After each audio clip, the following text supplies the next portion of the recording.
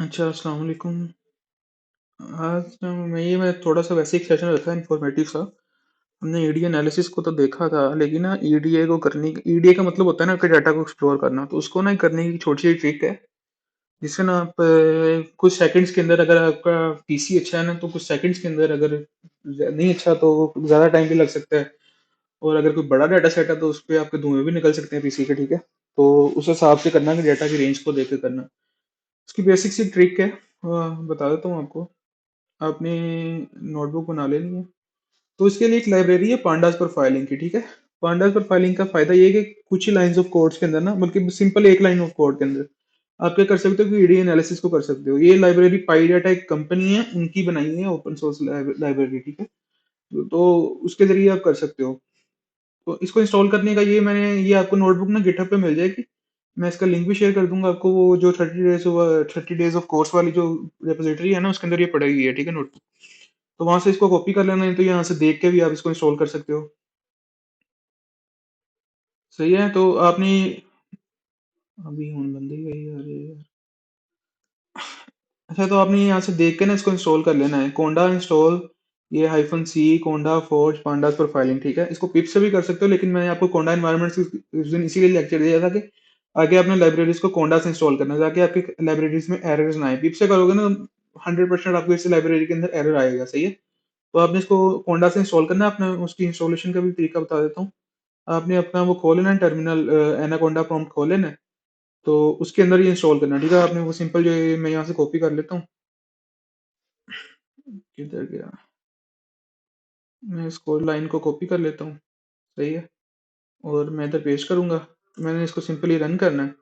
तो ये क्या कर देगा कि उसके अंदर वो इंस्टॉल कर देगा। मेरी ऑलरेडी इंस्टॉल पड़ी हुई है, तो हम इसको छोड़ते हैं। तो हम यहाँ पर चलते हैं। सही है। तो इसने हम लाइब्रेरी को इंस्टॉल कर लेना है। सिंपली बाकी जो 4 लाइब्रेरीज इंपोर्ट करते हो, वैसे ही वो चारों लाइब्रेरीज भी इंपोर्ट कर लेनी है। और आपने एक लाइब्रेरीज में जो पांडास पर फाइलिंग इंस्टॉल की है, उसको इंपोर्ट करने का ये तरीका है, ठीक है? पांडास पर फाइलिंग के अंदर और बहुत सी चीजें हैं, लेकिन हम मोस्टली प्रोफाइल रिपोर्ट को यूज करते हैं, क्योंकि हमने ईडीए की रिपोर्ट बनानी होती है। सही है। तो हम क्या करते हैं, लाइब्रेरीज को ना इंपोर्ट करने के दो तरीके होते हैं। सिंपल एक पूरी लाइब्रेरी इंपोर्ट कर लो, या उस लाइब्रेरी में से कोई कंपोनेंट इंपोर्ट कर लो। जैसे numpy के अंदर से कोई रैंडम फंक्शन इंपोर्ट करना है ना, तो आप करो फ्रॉम numpy import random, ठीक है? ऐसे ही मैंने from pandas profiling, pandas underscore profiling ये लाइब्रेरी का नाम है, ठीक है? उसके अंदर से मैंने कहा प्रोफाइल रिपोर्ट को इंपोर्ट कर दो। सही है। तो वैसे ही आपने करना है। फिर आपने क्या करना है, सिंपली डाटा को इंपोर्ट कर लेना है। फिलहाल मैं टाइटैनिक पे काम कर रहे थे हम, मैंने टाइटैनिक का डाटा इंपोर्ट कर लिया pd.csv से, ठीक है? मैंने इसको रन कर लेता हूँ। ये हमारा डाटा इंपोर्ट हो गया। सही है। उसके बाद ये अननेम का कॉलम, फजूल कॉलम है, क्योंकि इंडेक्स ही बता रहा है, तो मैंने इसको ड्रॉप कर दिया यहाँ से। सही है। उसके बाद ना मैंने अब ये यहाँ पर ईडी एनालिसिस पे करने लगा। उसका ये तरीका है, मैं आपको दोबारा लिख के बता देता हूँ। आप कोई वेरिएबल लिख लो जिसके अंदर आपने स्टोर करना है। फॉर एग्जाम्पल मैं प्रोफाइल ही बना रहा हूँ ना, प्रोफाइल रिपोर्ट, या हम इधर ईडी रिपोर्ट नाम का बना लेते हैं वेरिएबल। तो ईडी रिपोर्ट आपने वेरिएबल एक बना लेना है, जो इसके अंदर भी आपने इसको स्टोर करना है। उसके बाद ना ये जो प्रोफाइल रिपोर्ट को इंपोर्ट किया था ना, इसी को यूज करना है हमने। हम लिखेंगे यहाँ पर प्रोफाइल की रिपोर्ट। सही। और इसके अंदर जिस डाटा का हमने करना है ना, हमने क्या करना है कि उसको इसके अंदर पास करवा देना है। मैं इसको यहाँ से पास करवा दूंगा, ठीक है? इसको मैं रन करूंगा यहाँ से। ये मेरा तो बहुत जल्दी रन हो गया। अगर आपका पीसी अच्छा नहीं है ना, तो आपको बहुत ये टाइम भी ले सकता है, ठीक है? तो वो पीसी की स्पीड पे ये चीज डिपेंड करती है। फिर आपने क्या करना है कि इसको रन कर लेना है। सही है। यहाँ से और उसके बाद आपने क्या करना है, इसको प्रिंट कर लेना है सिंपली। क्योंकि ये तैयार होगी, तो मैं यहाँ पे ईडीए, उसके बाद मैं रिपोर्ट करूंगा और मैं इस कोड को रन कर लूंगा। सही है। तो अब मैं यहाँ अगर इसको रन करूँ ना, तो ये टाइम लेगा अब इसको समराइज करने में। ये डाटा को समराइज कर रहा है। सही है। जो हम करते हैं एनालिसिस वगैरह। अब इसने क्या किया कि मुझे एक रिपोर्ट तैयार करके दे दी। यहाँ पर देखो कि अब इसने मुझे एक रिपोर्ट बना के दे दी एचटीएमएल फॉर्म के अंदर, ठीक है? इसको मैं बाद में एक्सपोर्ट भी कर सकता हूँ। यहाँ पर वो मुझे बता रहा है कि कितने वेरिएबल्स हैं। हम यही चीजें देखते हैं ना, कितने वेरिएबल्स हैं, क्या क्या चीजें हैं इसके अंदर। पहले ये सारा मुझे ओवरव्यू बता रहा है कि 15 वेरिएबल हैं, ऑब्जर्वेशन मिलके और रोज इतनी है, मिसिंग सेल्स। ये रोज नहीं है, मतलब कि किसी भी कॉलम के अंदर कोई भी वैल्यू मिसिंग है ना, तो ये टोटल नंबर ऑफ वैल्यूज है। वो फिर परसेंटेज इनकी 6.5% बनती है। डुप्लीकेट मिलके 53 जो रोज है ना, वो डुप्लीकेट्स हैं।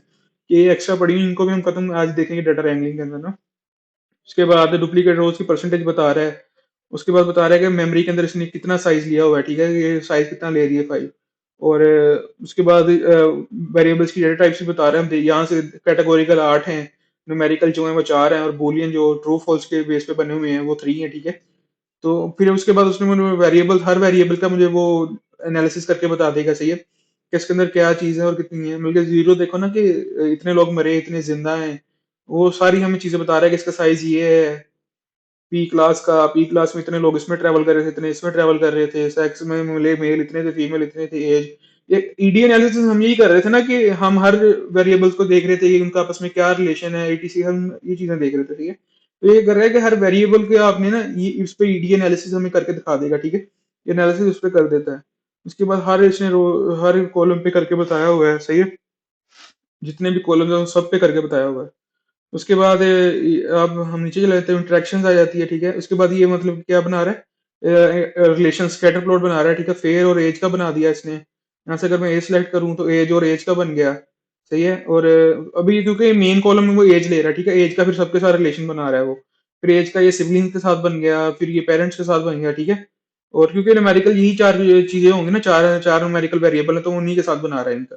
अगर यहाँ पर आप फेयर को सिलेक्ट कर लो, फिर आप फेयर का भी किसी के साथ भी बना सकते हो अगर आप, ठीक है। जैसे फेयर का मैं एक के साथ बना लूँ तो फेयर नीचे आ जाएगा, एक ऊपर चला जाएगा, सही है।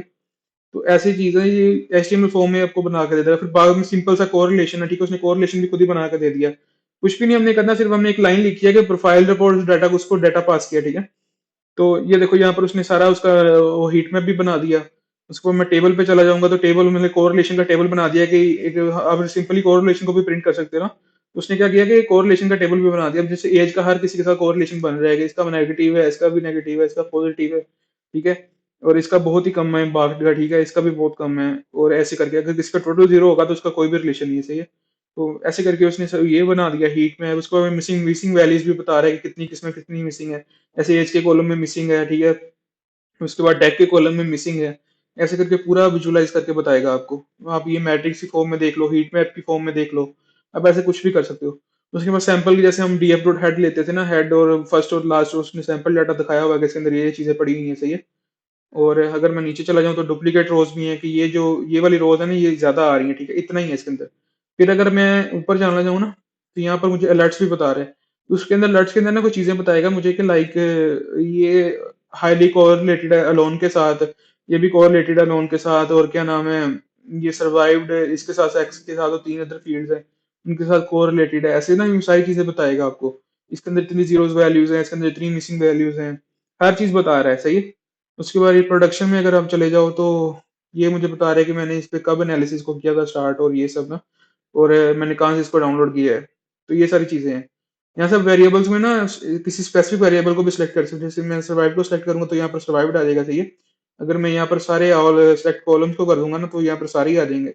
ऐसे वेरियस चीजें कर सकते हो। आप इस डाटा को ना एक्सपोर्ट भी कर, लाइक इस फाइल को ना एचटीएमएल फाइल में एक्सपोर्ट भी कर सकते हो।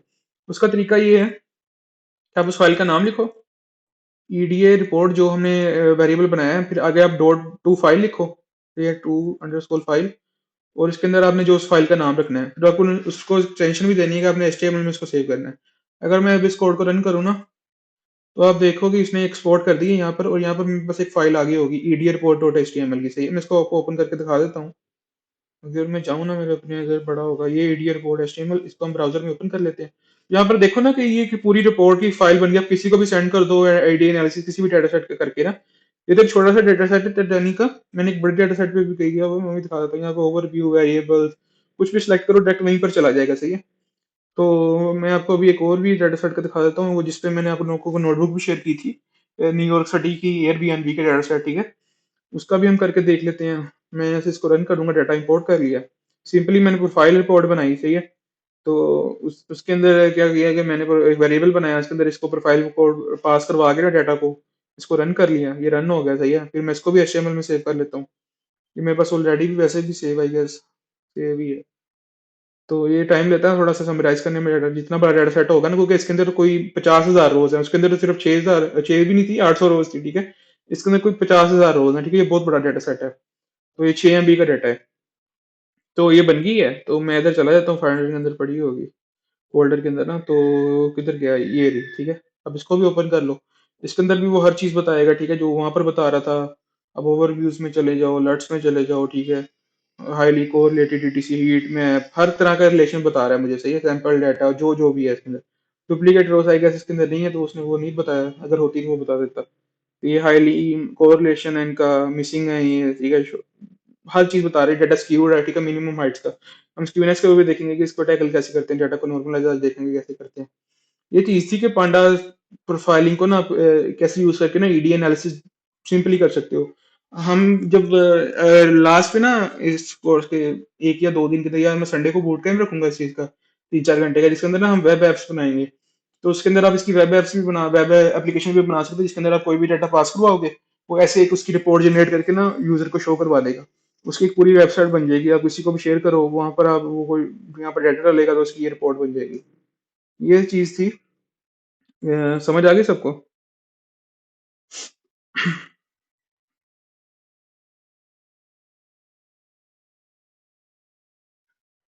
बेसिकली ईडी एनालिसिस जब हम डाटा रैंगलिंग करते हैं ना, तो उसके अंदर ईडी एनालिसिस को करते हैं, ठीक है? क्योंकि हमने डाटा को देखना होता है कि इसके अंदर क्या-क्या चीज़ें पड़ी हुई हैं और हमने किस चीज़ को खत्म करना है और किस में क्या करना है, ठीक है? तो ईडी हम इसीलिए करते हैं डाटा रैंगलिंग के लिए। तो आप यहाँ ऐसे भी करके देख सकते हो कि मैंने क्या-क्या चीज़ें करनी है, सही है? तो उसके बाद अपने डाटा रैंगलिंग को आप कर सकते हो। जैसे मुझे पता है कि मैंने ये वाली नल वैल्यूज़ हैं, यहाँ से ये खत्म करना है। ये वाले कॉलम मुझे एक्स्ट्रा हैं, ये खत्म करने हैं, ईटी से भी चीज़ें कर सकते हो उसमें। ये चीज़ है वो। वो खुद ही जाहिर-सी बात है कि खुद ही करनी पड़ेगी। ये बस प्रोफाइल बता रिपोर्ट बता रहा है कि इसके अंदर ये चीज़ें हैं। ईडीए दरअसल रिपोर्ट होती है। वो हमें खुद ही करने पड़ेंगे। डाटा रैंगलिंग का पार्ट होता है ना वो। और कुछ किसी को। हाँ, हाँ। हाँ। कोंडा वाली लाइन। हाँ, ये रही। कोंडा इंस्टॉल्स -c कोंडा फोर्स pandas प्रोफाइलिंग। सीएमडी में नहीं दिखनी। कोंडा एनवायरनमेंट्स का लेक्चर नहीं देखा? कौन बोला है अभी? कौन बोला था?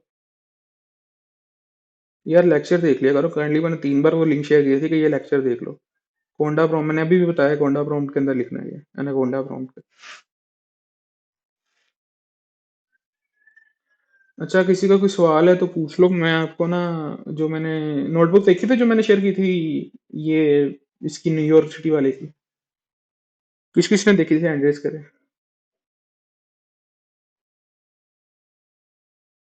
किसी ने नहीं देखी? सहमत ही नहीं की?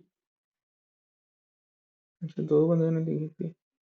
तो उसका भी मैं बता देता हूँ कि वो उसको मैंने कैसे परफॉर्म किया था। वो थोड़ा सा बड़ा डाटा सेट है तो हम उसको देख लेते हैं। तो किधर गई वो?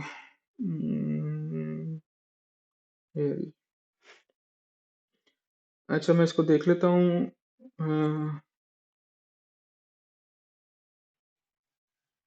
सही है। तो सिंपल इसमें मैंने ये डाटा उठाया एयरबीएनबी का। आप लोगों को पता ही होगा कि ऐप है जिससे ना आप लाइक कोई लोग जो प्राइवेट रूम्स और अपने इटीसी ना रेंट पे देते हैं नाइट्स के हिसाब से ना, होटल होटल वाला सिस्टम ही है। तो अपार्टमेंट सिटी रेंट पे मिलते हैं। तो उसका डाटा ये 2019 तक का ना, न्यूयॉर्क सिटी का सिर्फ। तो मैंने वो डाटा उठाया। तो उसके अंदर मैं हमारा गोल यही कि एनालिसिस करके देखना है कि डाटा की अंडरस्टैंडिंग हो जाए, ठीक है? इसके अंदर लिस्टिंग वगैरह है सारी। तो यहाँ पर मैंने सोर्स भी दिया हुआ है, उसकी लिंक आप यहाँ से खोल के देख सकते हो कि मैंने डाटा कहाँ से उठाया है। उसके बाद यहाँ पर मैं वो कंटेंट्स भी बनाए हुए हैं, लाइक मैं इस पे इनिशियल डाटा एक्सप्लोरेशन पे क्लिक करूंगा तो वो डायरेक्ट वहाँ चला जाएगा, सही है? तो ऐसे ही मैंने चीज़ें बनाई। ऐसे आप नोटबुक बनाते हो, सही है? अच्छी सी नोटबुक हो, पता चले कि बनाई है। वो नहीं, मैं देख रहा था कुछ लोगों ने बस ऐसे ही मुझे सबमिट करवा दी थी कि बस आसान किया है मेरे पे ना। मेरा उसमें कोई फायदा नहीं है, आप लोगों का ही है, सही है? तो फिर मैंने डाटा को इंपोर्ट कर लिया, लाइब्रेरीज इंपोर्ट की, चाहिए सीधी सीधी सी। फिर मैंने डाटा इंपोर्ट करके देख लिया कि डाटा आ गया कि नहीं। तो इसके अंदर देखो कि 48,895 रोज हैं, ठीक है? और 16 कॉलम्स हैं। जो टाइटैनिक का डाटा सेट था उसके अंदर सिर्फ 800 890 को रोज थी, ठीक है? ये काफी बड़ा डाटा सेट है, ये 6-7 MB का डाटा है, सही है? फिर हम इनिशियल डाटा एक्सप्लोरेशन कर लेते हैं, जो हम करते हैं कि अंडरस्टैंड करते हैं उसको। फिर हेड करके देख लिया कि इसमें क्या क्या चीजें हैं, ठीक है? ये लाइक नेम, होस्ट और etc। और फिर मैंने टेल करके लास्ट रोज को देख लिया। फिर मैंने इसकी शेप चेक कर ली कि कितनी रोज etc कॉलम्स है, फिर कॉलम्स के नाम देख लिए, सही है? तो वो डीएफ डॉट कॉलम करके वो देख लिए, फिर डाटा टाइप्स देख ली इनकी। फिर मैंने इसको डिस्क्राइब करके इसका ट्रांसपोज ले लिया। अब इसका फायदा पता क्या है? जैसे ये ट्रांसपोज लेने, अगर मैं ट्रांसपोज लिए वगैरह अगर आपको यहाँ से रन करके दिखाऊँ ना, बल्कि ये रन ही नहीं होगा, एरर देगा। एक सेकंड। अगर मैं अब लोगों को ट्रांसपोज के बगैर दिखाऊँ ना, तो अभी देखो ना, यहाँ पर सिर्फ कितनी है, 7 रोज है और इधर 16 कॉलम है। ऐसे मतलब कि देखना मुश्किल है, ठीक है? इसको बार बार ऐसे करना पड़ेगा।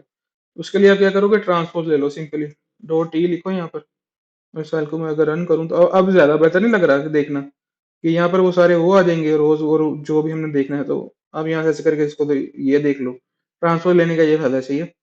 तो मैंने ट्रांसपोज लेके ये इसकी स्टैटिस्टिक्स को देख लिया, ठीक है, स्टैट्स को बेसिक को देख लिया, इसकी समरी निकाल ली कि क्या चीज़ें कितनी स्टैंडर्डाइजेशन क्या है, मिनिमम मैक्स जो भी है। फिर मैंने डाटा को क्लीन कर लिया। क्लीनिंग का भी मैंने ऐसे एक्सप्लेन करना होता है अपने नोटबुक के अंदर, मैं कर क्या रहा हूँ, सही, ये नहीं कि बस मैंने कर दिया है, क्योंकि हमने किसी को करके देनी है, सही है, तो उसको बताना है कि मैं कर क्या रहा हूँ। तो मैंने बताया कि 5 कॉलम्स ऐसे हैं जो हमें नहीं चाहिए, क्योंकि डाटा एनालिसिस के लिए उनका कोई काम नहीं है। ऐसे नेम है कि किसका नाम है, उसको मैंने नेम का क्या करना है, क्योंकि मैंने तो प्रेडिक्शंस करनी है ना बाद में डाटा से कि इसकी प्राइस फॉर एग्जांपल क्या होगी, कि मैंने रूम लेना है तो उसकी प्राइस क्या होगी, ठीक है। तो ऐसे फॉर एग्जांपल प्रेडिक्शन करनी है। तो आईडी का कॉलम नहीं चाहिए, नेम का भी नहीं चाहिए, होस्ट आईडी का भी नहीं चाहिए हमें, क्योंकि ये एनालिसिस में काम नहीं आएगा। ना होस्ट नेम का चाहिए, लास्ट रिव्यू का भी नहीं चाहिए। रिव्यू का मतलब क्या, टोटल नंबर ऑफ रिव्यूज हैं हमारे पास, तो लास्ट रिव्यू हमें जरूरत नहीं है उसकी, ठीक है। तो मैंने इसको भी खत्म कर दिया। तो बाद में मैंने सारे कॉलम को ड्रॉप कर दिया, सही है। उसके बाद मैं करके देख लेता हूँ ये ड्रॉप हुए हैं कि नहीं। ये देखो ना यहाँ पर, ये कॉलम सारे ड्रॉप हो गए जो हमने वहां से ऊपर से करने थे। तो ये यहाँ से ये कॉलम सारे ड्रॉप हो गए। उसके बाद मैं कॉलम्स को शिफ्ट कर रहा हूँ, लाइक ये देखो ना, यहाँ पर नेबरहुड पहले आ रहा है, टीसी पहले आ रहा है। तो मैं क्या किया, अगर रूम टाइप को शिफ्ट कर दिया पहले, फिर प्राइस को, फिर मिनिमम नाइट्स को, फिर नंबर ऑफ रिव्यूज को, और बाकी सारी चीजें मैं एंड पे लेगा, ठीक है। जो जो नेबरहुड है, और मैनहट्टन मतलब एरिया है ना, वहाँ पर उसके अंदर भी कुछ एरियाज है, वो ईटीसी मैंने कर दिया, सही है। उसके बाद मैंने ये जो कॉलम था ना, इसका नाम बहुत बड़ा था, मैंने इसको चेंज करके लिस्टिंग काउंट में कर दिया, क्योंकि मैंने बार बार यूज करना, तो ये नाम काफी बड़ा है। तो इन प्लेस टू करके वो देख लिया। फिर मैंने नल वैल्यूज को चेक कर रहा हूँ, सही है। तो किसी के अंदर नल वैल्यूज नहीं है, अब इसके अंदर नल वैल्यूज है। अब इसको रिमूव नहीं कर सकते कॉलम को, ठीक है। रिमूव करोगे ना, क्योंकि इसके अंदर है तो काफी सारी, लेकिन अब इसको रिमूव नहीं कर सकते क्योंकि रिव्यूज हैं, ये कितने नंबर ऑफ रिव्यूज हैं। तो अगर इसको खत्म करना हो तो मैं क्या करूंगा, लाइक इसको फिल करना वैल्यूज को, तो मैं कैसे करूंगा, कोई बताएगा मुझे? एंट्रीज करे कोई?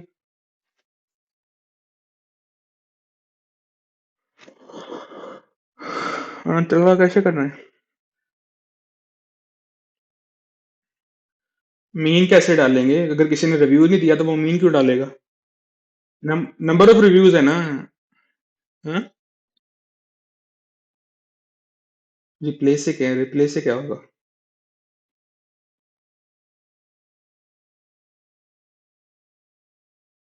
नल वैल्यूज होती हैं, जीरो नहीं आपने कंसिडर करना। जीरो का मतलब जीरो भी एक वैल्यू है, सही है, वो वैल्यू कंसिडर होती है। एक एन ए एन लिखा होता है, उनमें एन ए एन को खत्म करना है। वो कैसे खत्म करूंगा मैं?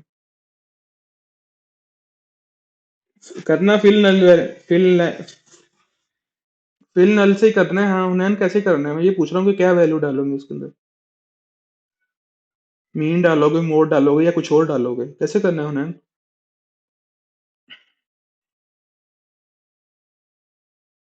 ये ना अंडरस्टैंडिंग होती है, डाटा को अपने अंडरस्टैंड भी करना है, ठीक है। ये रिव्यूज पर मंथ का कॉलम है कि उस स्पेसिफिक कैटेगरी पे, जैसे मैं चला जाऊँ ना अगर ऊपर, तो इधर चले जाते हैं हम, ठीक है। यहाँ पर एक रूम है, यहाँ पर ये लोकेटेड है, इसके मैंने देखना है कि रिव्यूज पर मंथ कितने आ रहे हैं, ठीक है। यहाँ पर नल वैल्यूज लिखी है कि इस पर इसका कोई रिव्यू नहीं आया।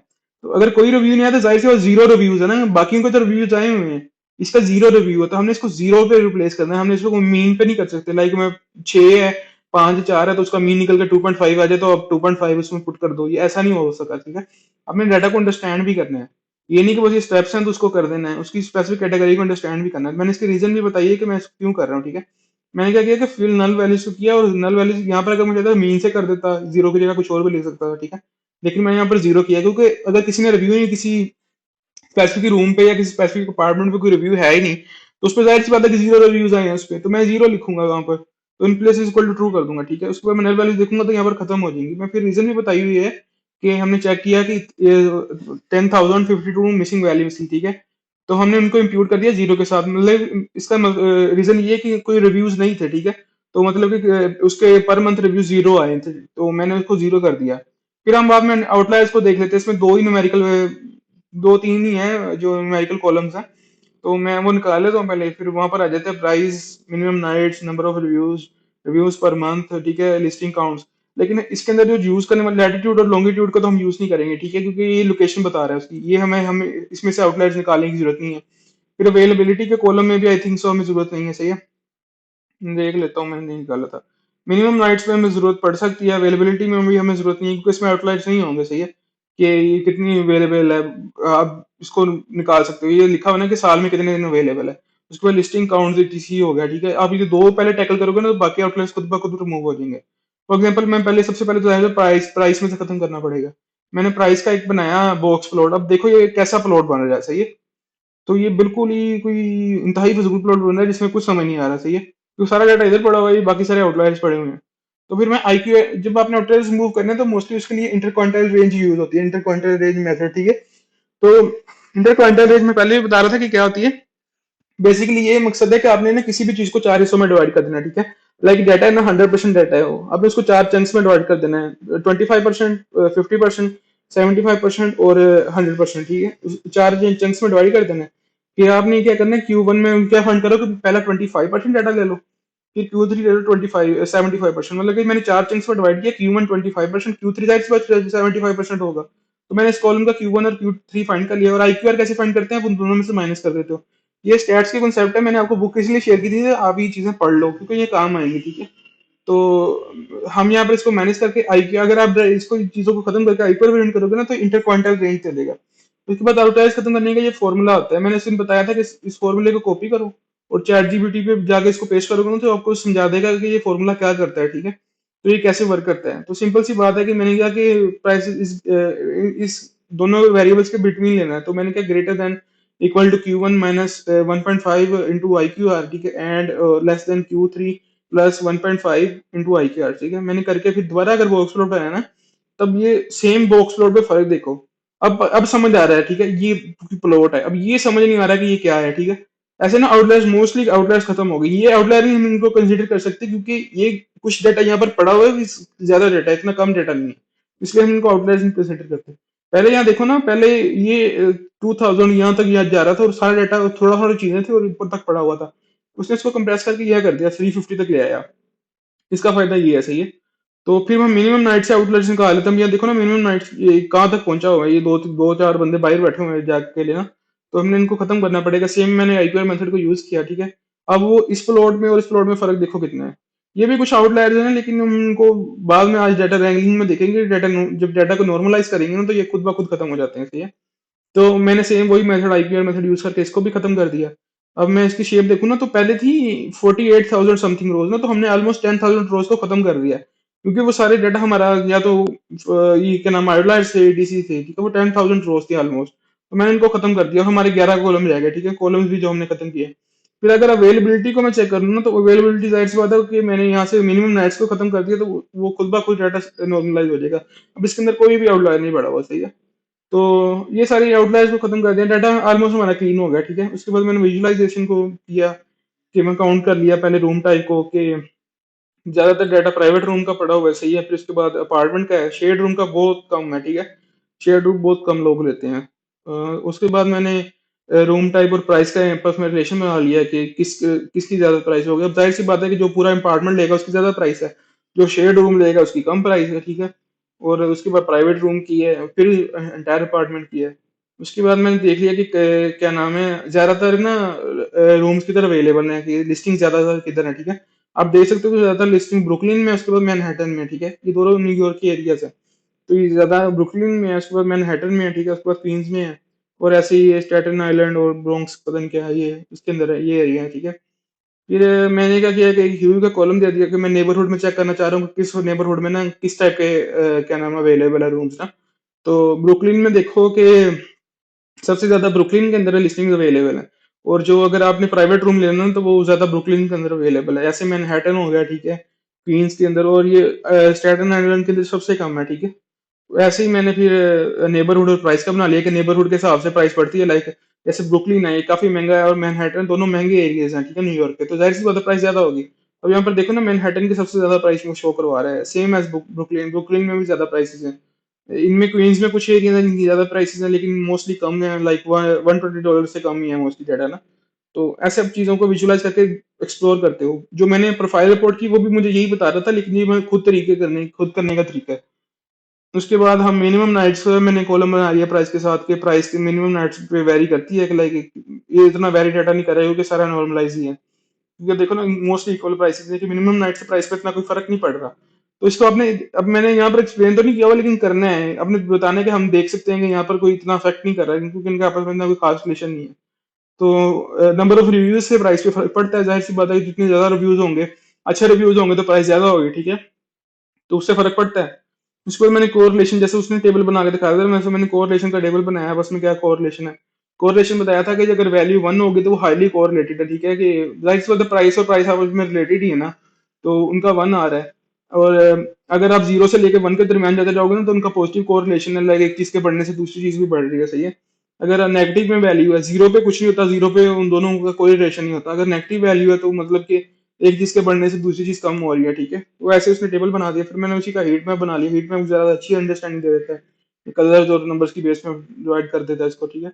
उसके बाद मैंने सबका पेयर प्लॉट बना लिया पूरे डाटा का, कि हर वेरिएबल का हर किसी के साथ रिलेशन बना लिया, ठीक है, ये सारा रिलेशन आ रहा है। उसके बाद मैंने कंक्लूजन ये दी कि मैंने ये चीजें की हैं। ऐसे आप नोटबुक बनाते हो ताकि मजा आए पढ़ने का, ठीक है। ये कि आपने कुछ ईडी एनालिसिस को किया है, आई मीन बस जक नहीं मारी, तो ऐसे बनाते हो। मैंने शेयर की हुई थी आपको गिटहब की रेपोजिटरी, तो आप वहां से देख सकते हो। बेसिकली ना, मैंने जो गिटहब का अपना अकाउंट शेयर किया हुआ था, मैं इस पर सारी ये जितनी भी नोटबुक काम करते हैं ना, ऐसे 30 डेज ऑफ डाटा साइंस जो मैंने आपको शेयर की थी नोटबुक, मैंने इसलिए इसको कहा था इसको फॉर कर लो यहाँ से ना। फॉर का आपको यही फायदा है कि आप आपके पास रेपोजिटरी आ जाएगी और आप कमिट चेंजेस वगैरह कर सकते हो, ठीक है। या इसको स्टार कर लो यहाँ से, तो आपको सारी चीजें आ जाएंगी। जैसे मैंने जितनी भी अभी जो भी काम किया वो सारा इधर उसमें पड़ा हुआ है, क्योंकि मैं वहां से कमिट कर देता हूँ चेंजेस को ना। डाटा सेट्स भी पड़े हुए हैं, एचटीएमएल फाइल्स भी पड़ी हैं, ईडीए आई भी, ठीक है। तो ये सारी फाइल्स पड़ी हैं, लाइक अभी हमने आप पूछ रहे थे ना कुछ लोग कि पांडास प्रोफाइलिंग वाला, वो मुझे शेयर कर दें। ये मैं पांडा प्रोफाइलिंग पे जाऊँ तो ये नोटबुक ऑलरेडी पड़ी हुई है, तो आप यहाँ से इसको कर सकते हो, अभी टाइम लेगा ओपन होने में। यहाँ से आप वो लिंक कॉपी करके ना तो यूज कर सकते हो उसको। बेसिक सा यही था। अब अगर किसी का कोई सवाल है ना तो वो मुझसे पूछ ले, अगर किसी भी टाइप का कोई भी क्वेश्चन है तो मैं आपको बता दूंगा।